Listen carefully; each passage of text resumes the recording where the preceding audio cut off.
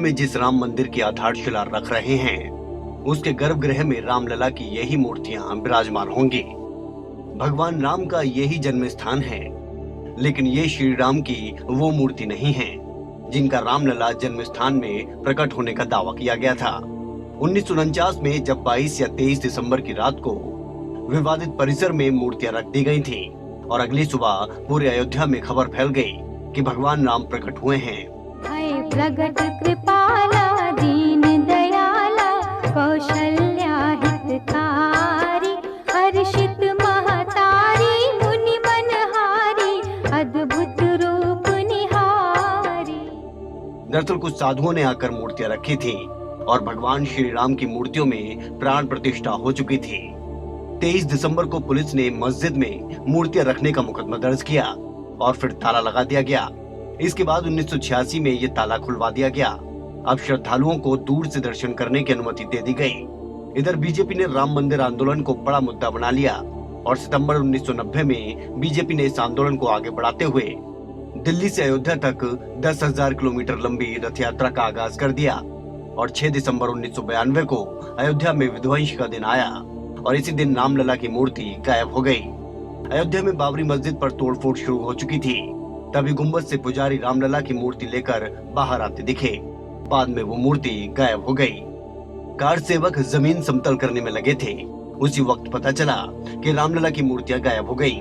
अयोध्या में 6 दिसंबर को कोहराम मचा हुआ था। एक तरफ बाबरी का विवादित ढांचे का विध्वंस हो रहा था, तो वहीं कार सेवक जल्द से जल्द अस्थायी मंदिर का निर्माण करना चाहते थे। राउत सरकार के मंत्री कुमार मंगलम और अयोध्या के राजा विमलेंद्र प्रताप के संपर्क में थे। अयोध्या में हालात बेकाबू हो चुके थे। कर्फ्यू लगाया गया था। आनन फानन में राजा अयोध्या ने अपने घर से रामलला की मूर्ति भिजवाई। राजा अयोध्या ने मूर्तियां रखे जाने के बाद पीआर कुमार मंगलम को जानकारी दी और अब जो रामलला की मूर्ति है वो अयोध्या के राजा के घर से आई थी। राम जन्मभूमि मंदिर में रामलला की मूर्ति की भी दिलचस्प कहानी है। जो मूर्ति ध्वंस के दौरान गायब हुई वो रामलला की मूल मूर्ति नहीं थी।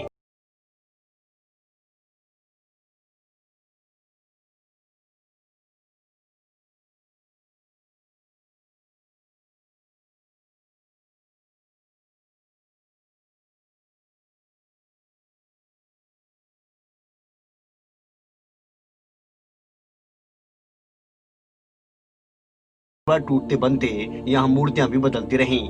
जो मूर्ति गायब हुई थी वो 1949 में 22 दिसंबर की रात रखी गई थी। 400 साल पहले जब मीर बाकी ने मंदिर तोड़कर मस्जिद बनवाई तो उस वक्त विक्रमादित्य की रखी गई मूर्ति टीकमगढ़ के ओरछा के राजमहल चली गई। ओरछा की महारानी अयोध्या से वो मूर्ति ले गई थी।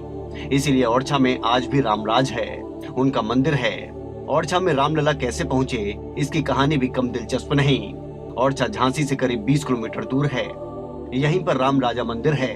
कहते हैं राम रात्रि में अयोध्या में रुकते हैं और भोर होते ही अपने बाल रूप में ओरछा आ जाते हैं। स्पेशल डेस्क से रजत राणा, खबरें अभी तक।